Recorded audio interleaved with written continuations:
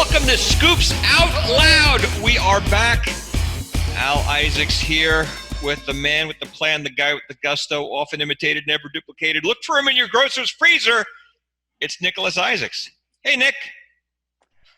Hello. How are you doing? I'm doing great. Coming to you live from, well, on tape anyway, from Long Island, New York, where Nick is virtually attending high school. And we're going to take some time out to talk a little wrestling. In this case, this week, we are talking invasions. So Retribution right now, this is kind of your first live invasion angle that you're experiencing. If you don't count like the various Survivor Series invasion things or whatever, where they just open the gates to let all the other guys in, we're not going to pretend they just break into Raw or SmackDown. I'd say this is definitely, for at least my generation, the first that we've really gotten of an invasion angle per se, and it's been a very interesting ride, to say the least. It is. I mean, I grew up. I've had a few of these with mixed results, I guess is a kind way to put it. Back in '97 when ECW started showing up on WWF shows, I think it was still WWF. That was really cool because the way they did it, they were in the audience. You really weren't sure if there was coordination going on. Maybe yes, maybe no. The internet wasn't as big a thing at that point, so it was feeling very, very legitimate, right? Then we had the NWA, we had WCW and ECW joining together to invade after, at that point we knew they owned them all, except, the guys you wanted the most were nowhere to be found. But, it's not the same unless you literally had someone pull off a mask and it's Chris Jericho. It's tough to shock anybody with first off, dirt sheets, internet, leaks all over the place. You find stuff out weeks in advance to really, really surprise someone with an invasion. Not to mention that people are just way too smart and way too savvy to think that someone from another company is going to show up. What would your ultimate invasion fantasy? Turned on Raw one week and out of nowhere something happened. What would it be? I'd say this was something that was kind of teased, not really teased, but more or less we almost got a glimpse of what it might look like back 3 years ago. And only if you were watching YouTube, you would have seen it. I think that before AEW was even a thing, I think the most likely candidate for an invasion of WWE or even any other promotion, mostly WWE, I would say the Bullet Club. Honestly, okay. They're the Rebel Rousers. They're practically this generation's. I don't want to say this generation's D-Generation X because I feel like there's something definitely much different about it. It's more or less if DX and NWO had a child, practically. Okay, yeah, that's a very good way to put it. A very chaotic child. No offense to chaos. And. They, on being the elite, their Bullet Club's, the Young Bucks YouTube show, they freaking almost invaded Raw. They showed up with a giant crowd of people outside of the arena Raw was coming out of, and they were screaming for Finn Balor to come back home. Right. That very much reminded me of when, WWE guys would go over to WCW beforehand. Triple H and D-Generation X showing up in a tank. That very much reminded me of that. And probably, the idea of NXT invading, that seems like that could be logical. And, if you really pulled it off, like you know, putting Triple H versus Vince McMahon, you know, we want our boss in charge of everything. And that would make great stakes for the whole thing, to create, whether it's a Survivor Series or just a night of matches between the two, because you would see stuff that you haven't seen before, you know, pitting NXT versus WWE guys. They're all on the same payroll, so theoretically you could do that, right? Mm. Yeah, I could definitely see something like that.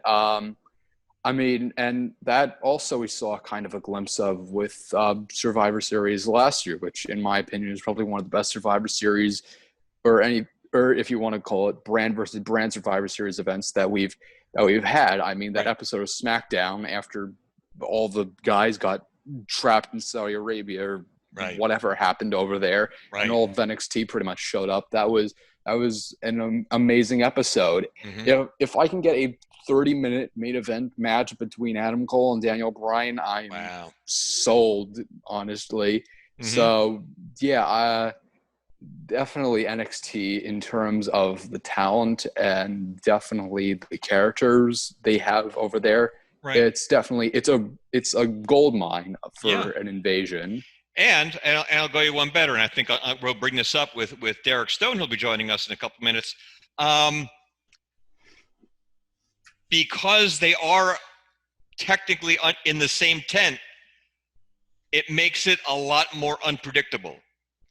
Versus, even if Vince McMahon bought Impact Wrestling tomorrow and you had an Impact invasion, you know WWE guys in the end would destroy all of them, because that's home team. That's his guys. So there's no way we're going to bring in someone from somewhere else. And, you know, at least with NXT, you know, it's a win-win. Whether one team wins it or the other, either way, it's a win-win. And that's what they did last year. NXT crushed Raw and SmackDown. I think the numbers were like 6. It was like 6 for NXT, 2 for SmackDown, 1 for Raw. Like they destroyed them, but it didn't really hurt anybody, I don't feel like. No, exactly. Because no one's going anywhere. It's setting the table for future matches when guys came up to the main roster, and possibility of doing this again, which hopefully they will this year. Exactly. Well, and we're going to get into this with Derek and talk about invasions that didn't go quite so well, because even ones that had the best of intentions, at some point, either egos get in the way or the desire for money makes you keep it going much longer than you should, or fans just get tired, I guess. Anyway, folks, let's bring them on in here.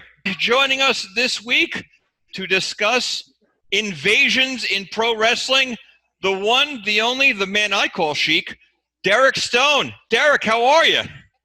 I'm doing fantastic, man. It's really great to see you. It's been a way too long. Way too long. Fantastic to see you. For those of you who may not know this gentleman, title holder, NWA, WLW, SCW. Guy is a radio show host. And if you follow him at all on Facebook, you know he is insightful, smart, funny, and probably a much nicer guy than he'd have you believe. So, man, it is great to see you. So let's Good to see you too, man. Thank you so much for the kind intro. No problem. Hey, you know, over your Did I lose you? No, I still got you. Have you preferred being a baby face or a heel? Oh boy, you know, I got to be honest. I think I like being a heel a little bit better these days. You know, I'm older and I'm fatter, so it's harder to get over as a baby face. So okay. I think I just kind of stick with being a heel. Okay. All right. Let's and you do have a WLW show coming up, I understand. Yeah, WLW at the Harley Race Arena. They're in Troy, Missouri, which is a fantastic building. I mean, they've really done so much work for that, and it's just a great place to shoot television. That's this coming up this Saturday, and you can check them out. They're on like 4 or 5 different markets throughout the country too. So they're doing very, very well there, even after Harley's passing, which is fantastic. That's why it's a tribute to Harley that kept it going as well as it has been. That's awesome. And please don't get into a car accident while we're talking. That would really, Right. and because all right, what that would do to ratings. Thank you for your concern. I appreciate it. This week we wanted to discuss invasion angles. I know you're frozen there. I don't know if you know that you're frozen there. I hope I didn't lose you. Uh-oh. But it is a very charming picture of you. Oh, there you are. Okay. Hey. Yeah, I lost it there for a second. I was just staring at you. I think we're good now. Okay. All right. Oh, sorry about that, everybody. No, that's okay. Nick and I have been talking about invasion angles as WWE is in the middle of one with Retribution. I lost you again, didn't I? Just like WWE has kind of lost me with Retribution. There you go. Yeah. We're getting. Okay, there you go. I don't know what the heck is going on. Yeah, so there we go. I think we're back here. Okay. I apologize. I don't know if it's my connection or what. So I'm going to drive to a different neighborhood. Maybe that'll do it. I'm up here in Colorado in the mountains, and it's funny because it's every so often it's like living back in 1990 or something. You can't get any connection for anything, No. How long have you been in the business now, by the way? I started at the very beginning of 1993. So however many, 27 years or so. Wow, good for you. Thank you. Nice. All right. So you've been around and you've seen a fair share of invasion angles over the years. Which ones? I think the heyday for that was in the mid 90s, right? You'd see that kind of thing a lot. Mm-hmm. Mm-hmm. Yeah. Well, I mean, in the 80s in Japan, and then obviously the NWO, which kind of was the crowning achievement for. But I would think that earlier. I would think that in the days of territories, it would be easier to pull off an invasion angle. Absolutely. Where you're really only dealing with whatever venue you're at, the guys from another Fed coming over. It was believable. It was kind of your team versus, these invaders. It was a different vibe. Right. I always thought that. I think you're right on to something there, because it was like, hey, a couple of guys are maybe running, and there might be an outlaw show that was running that wasn't maybe an NWA affiliate, and it seems on paper to be one of those things that would work really well, right? I'm a guy who wrestles, let's say primarily in Missouri, and I wrestle for WLW, and there's somebody else who runs for the NWA, let's say, just across the state, and I hear those guys are making a lot of noise.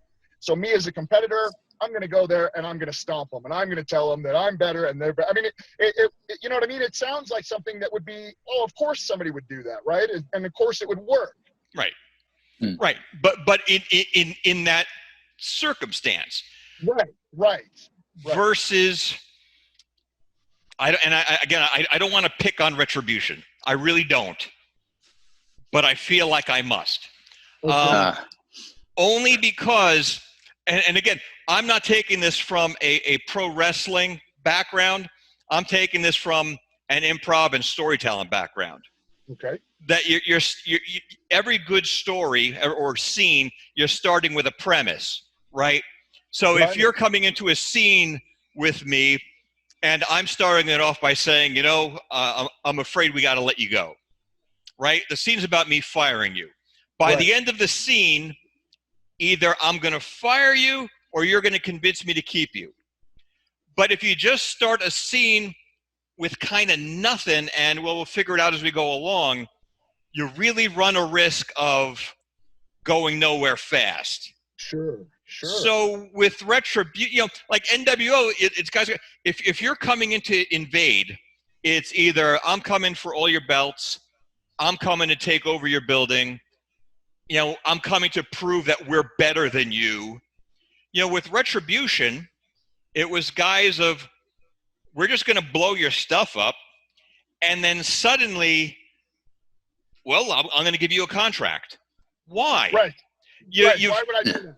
you've, Absolutely. you've broken rule number one for me, which is don't make me as a fan feel stupid. Give me some excuse.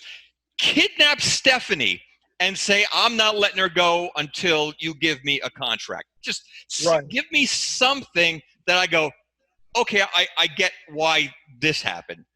They showed up, they're blowing stuff up, and we don't know what their end game is or why they're necessarily doing it. You talk about money and stuff. It's a bit confusing. So even on their side, why would they want a contract from the people? You know, if you come and you start blowing up my house, right? I catch you in my backyard lighting my garage on fire. I don't go, hey, want to come work for me? That's a big leap, you know? Right. Absolutely, yeah. So there's no foundation for this, other than you had a bunch of guys who had cool masks and matching outfits, and a name, Retribution, which to me sounds like, before I knew who these guys were, you're coming for revenge against WWE. So unless it's guys who got fired during the pandemic, that would have made a lot of sense. Sure, absolutely, yeah. You know, or if they pulled off the masks and it's Jericho and Moxley, and then you go, oh, this is what a great. Yeah, there is a reason to be for Retribution, absolutely. Yeah. Right, but otherwise, like I said, It's almost like anybody who's ever had somewhat of a gripe about something in pro wrestling is now a member of Retribution. Well, let me tell you, everybody could be a member of that group then, if that were the case. I was on this show one time with this promoter. It was called Break the Barrier, and that show was like 400 hours long. So I could. I've never heard of this show. You have to. We'll have to. Sorry, that might have been a little inside there. I'll have to do some homework. I'm not familiar. But you know what? It's funny you should say that, because in a sense we were invading. We took over ECW Arena, and I found out later on some people weren't too happy about that, and I did not know that. I meant no disrespect. That's why we opened it with Shane Douglas and stuff. But we were the invaders that night. Oops. Sorry. You're talking about invading, and I knew that we were going to be talking about this. And now let me ask you if you think this isn't technically an invasion angle, but it has elements of it, and that I thought really worked. And when you were just talking about the payoff and the premise, it reminded me of this. And I don't know if you remember back in the day, with the NWA and the Midnight Express had just won the tag team championships, and they had I believe they beat the Road Warriors for that. They were heels at the time. They get during the studio show, Jim Cornette gets a phone call, takes a phone call, and it's some guy yelling at me, hangs up. You never see him. And then all of a sudden, wham, bang, boom, the original Midnight Express comes out. Yes. They bloody up Cornette like a stuck pig. I mean, he bled like crazy. Yes. And Jim Ross and Tony Schiavone in the background saying, these guys don't even work here. That's the original.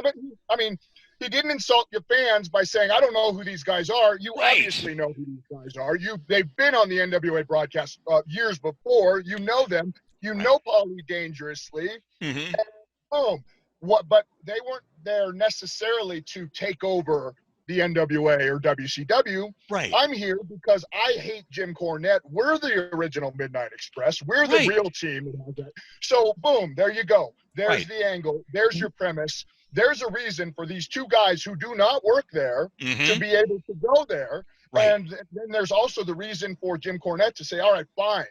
We'll do whatever it takes. Sign this match. Right. And then, boom, there you go. You're off to the races. Right. And so I completely agree with a very logical way of following things, Yeah.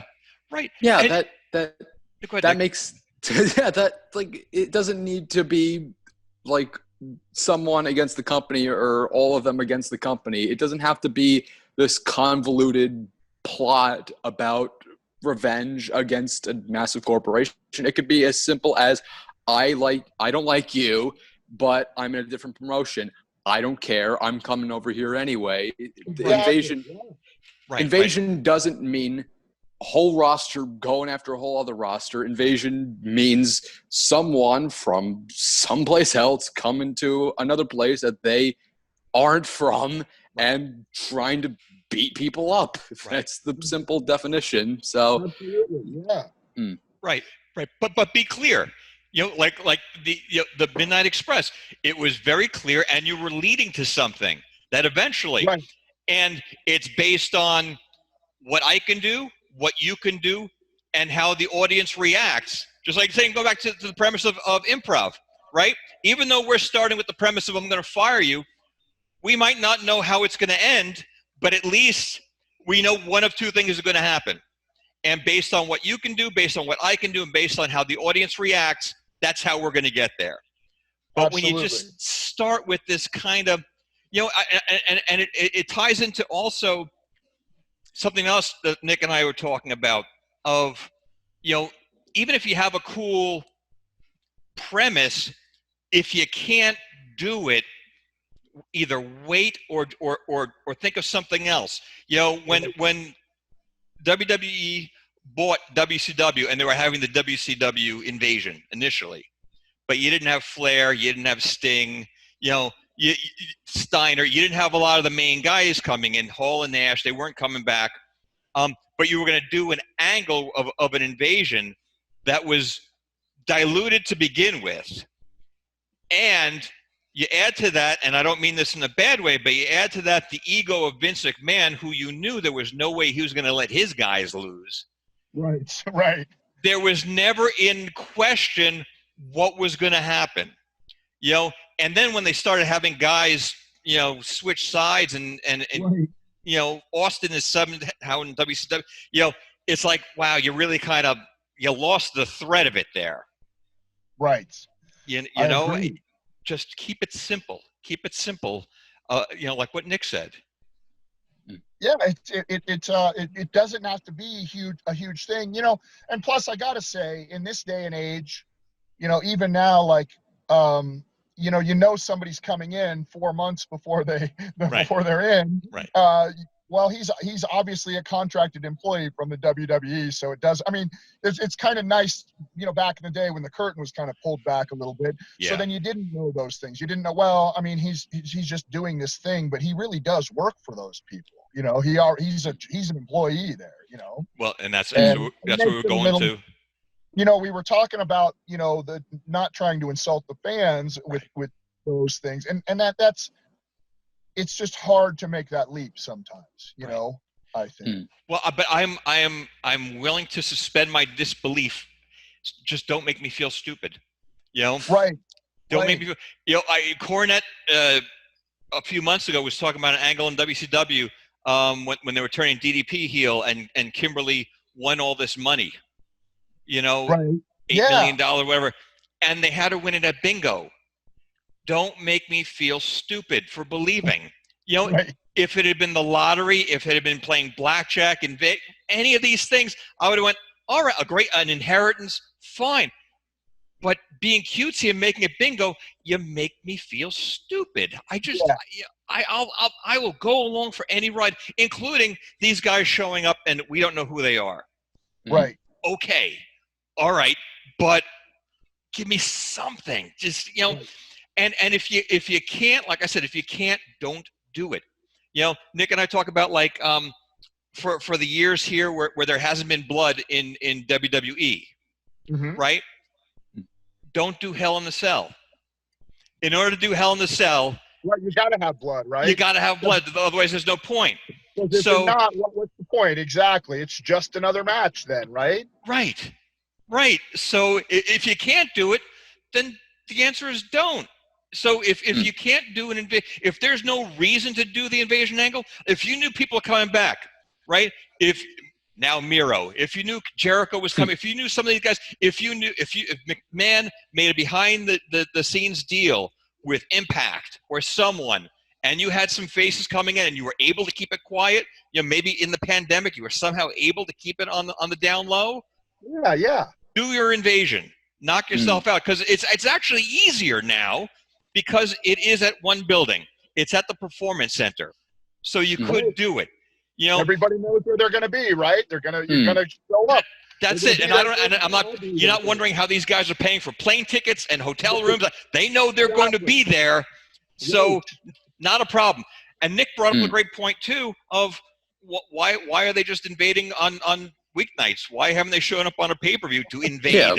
Right. Absolutely. You know, I always thought that would have been interesting. Like, you know, an invasion angle, and they're doing a house show in Tupelo, Mississippi. It's not televised. Right. And all of a sudden, somebody from somewhere else comes down, and you know, and then you got something to talk about. Hey, fans, you not believe what happened at this. You know, like this is insane, right? Increase house show sales. Do that. But exactly what you're saying, that all of us, the only footage is someone, you know, with a cell phone, and it's on Twitter, and you have no idea, is this legit? You know, and it goes viral like that. That's a great idea. Right. You know, I think it would be fun, you know? Right. You know, like the original ECW invasion, right? I mean, you know, back in what, 97, when they were first here and there showing up.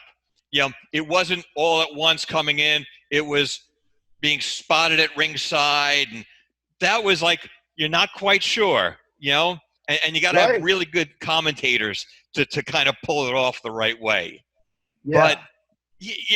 But like you said, I think that's a great idea. Doing it at house shows at first. Your question, even when the WCW when they first were doing the invasion, and it was like Lance Storm would run in. It's like, it was cool, but then it, you know, when it just becomes this us versus them. Right. I gotta care enough about us to not want them here. Right, absolutely, and that's the thing that one of the things I was thinking about there is that it could have very well been with the WWF when they had all three brands, right?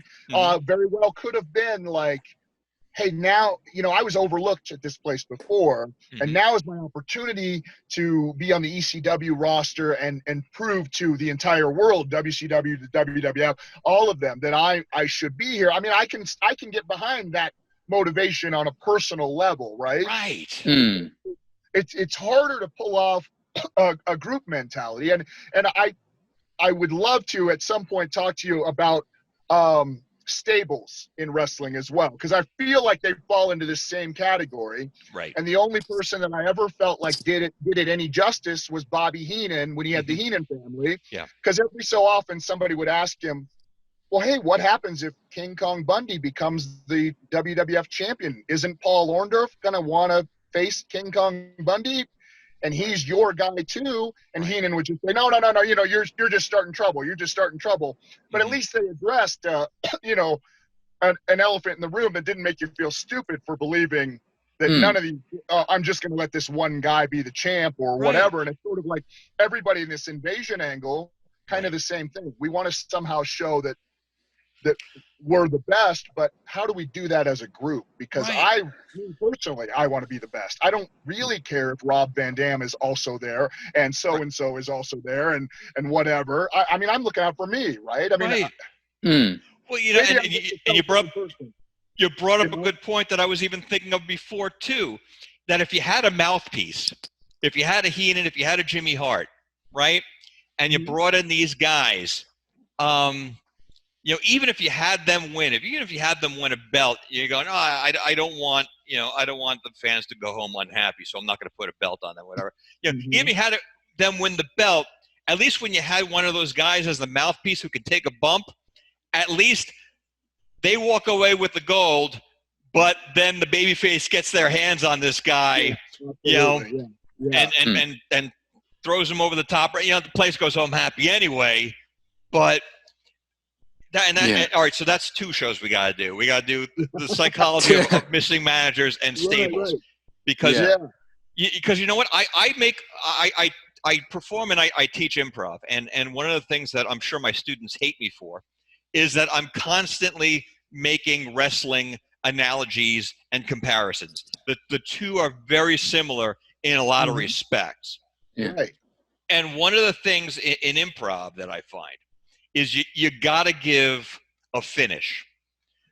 If I was doing a scene with a little guy and a big guy, and they were having a tug of war, Okay, let's say you and I, Derek, we're having a tug of war. Now, naturally, the audience would say, "Of course, Al's going to win. He's much bigger and stronger." Of course, Right? That's just a given. Yeah. But if you won, if I won, they would go, "Okay, the little guy won, but he's the underdog. We're happy." If you won, they would go, "Oh, okay, he's the big guy. It makes complete sense that he won." Right. But either way, it's good. But if we're having that, and I'm thinking, "Oh, well, I don't want to make him look bad, so I'm not going to win," because he's bigger than me. I don't want to. And you're thinking, "Well, Al's getting something of a push, and I don't want to ruin that for him, so I'm not going to win." And we just they're tugging back and forth, and no one wins. Nobody's happy. Yeah. The only wrong ending is no ending. Yeah. And I think someone behind the scenes has kind of forgotten that. I think they're missing that, and I think that leads into the invasion thing too. And I think what has undone a lot of the invasion angles in the past is letting them go too long, and everyone wanted to be part of the party. And suddenly the NWO goes from being 4 guys to being 42, and there's only 3 guys left in WCW. Right.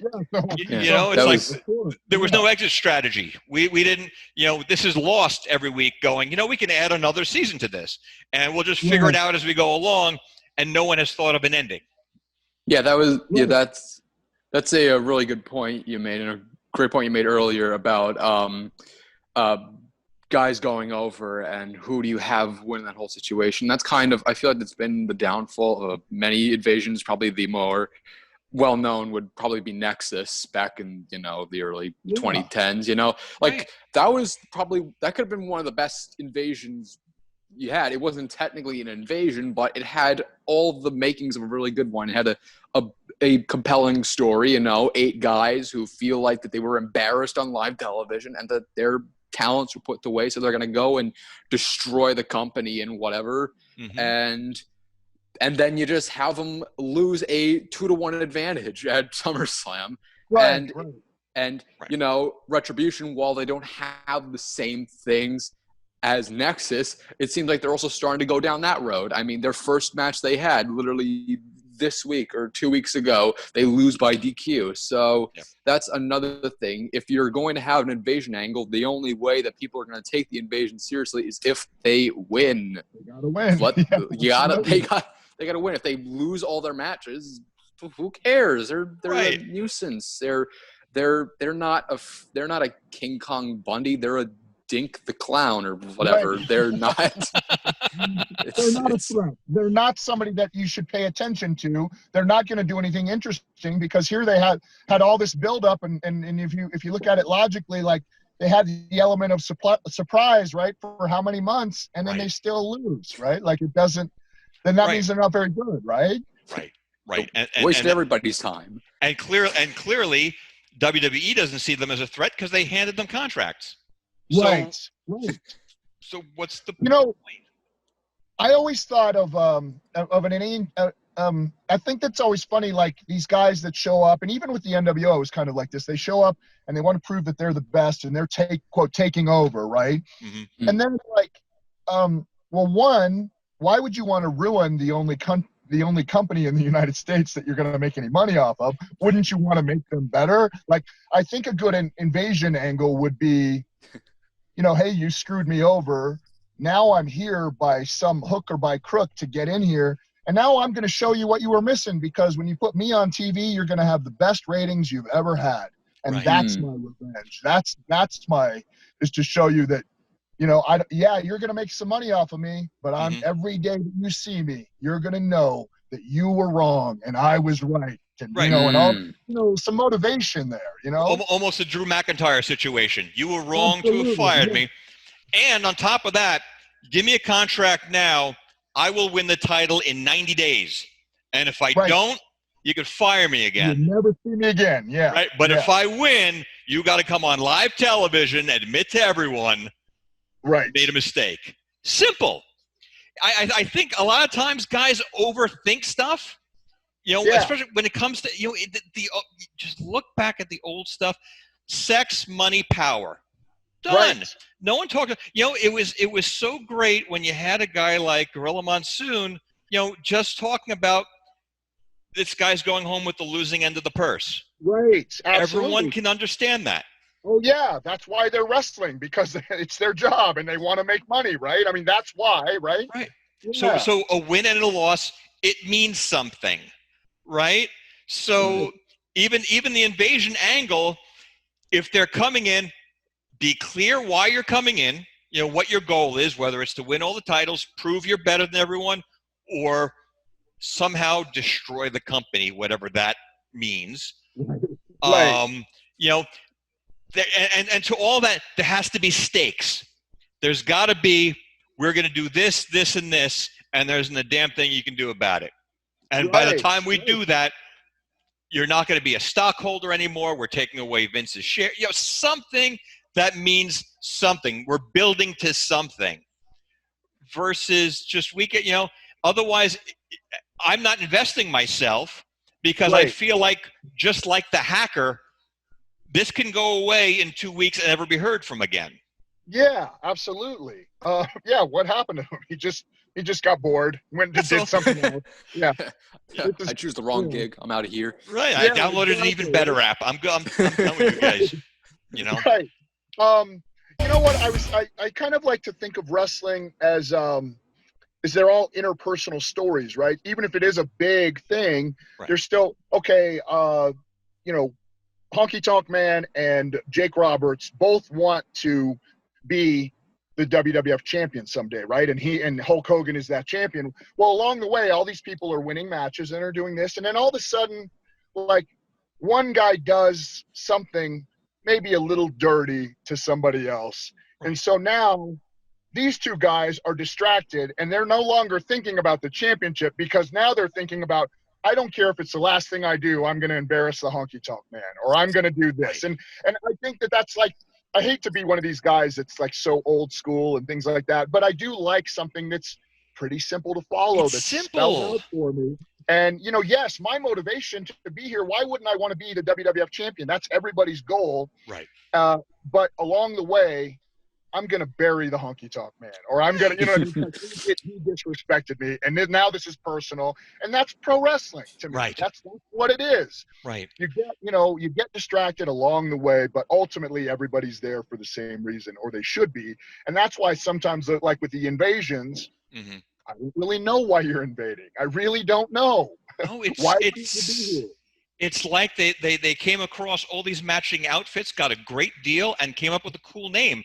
It doesn't mean anything, but it's a cool name, and we're going to sell some merch. Yeah. And you know what? To what you said, let me say this. Everyone goes, well, if it's so easy, why don't you do it? I can't, you know, and people who can should. But I'm not doing it because I don't love it. I say and I analyze these things because we do love it. You know, Absolutely. Yeah. the opposite absolutely. of love isn't hate. It's apathy. It's Right. I don't care. Right. And Nick can tell you, we'll watch a movie all the way through, and I'll start picking it apart because I liked it, and think of things that you could have done better. You know, Right. if I sit through a movie and if I didn't like it, that's fine. It's if I get up and leave and don't care how it ended, that's where Right. there's a problem. Absolutely. You know, so if I didn't love it and I didn't care, I would not be talking to you right now. So Right. there, Absolutely. Yeah. take that. I completely agree with that. Completely agree. Oh, all right. You know, one of the things I wonder too about, we were talking earlier, that you talk about a great premise or a great story, but it kind of falls flat. Sometimes when I look at pro wrestling angles, they make me think of those people that always tell you that the book was better than the movie or the TV show, and I mean, a lot of that is because what you see in your own head is going to be better than anything anybody can do, but also because you just don't have the detail, you just don't have the time. You know, if you're going to make a Lord of the Rings movie that had every detail in the book, it'd be 10 hours long instead of 8 hours long like they are now. Right. Right. Right. I mean, right. yeah. So I can see where I'm not exactly sure where I was going with this, but No, it just seems like the premise is good. The execution is very, very difficult, and with the short attention spans that a lot of folks have these days, that maybe something that is a fantastic idea or on paper would be great.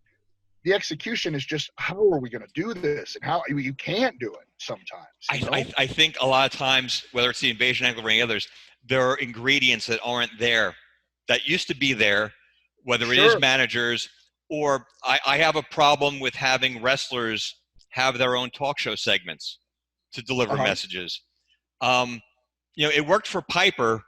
Piper was a really rare commodity, and not taking anything away from anyone else, Kevin Owens especially. I'm a big Kevin Owens fan, but I feel like when you have that third party, whether it was Jesse Ventura or Okerlund or whoever,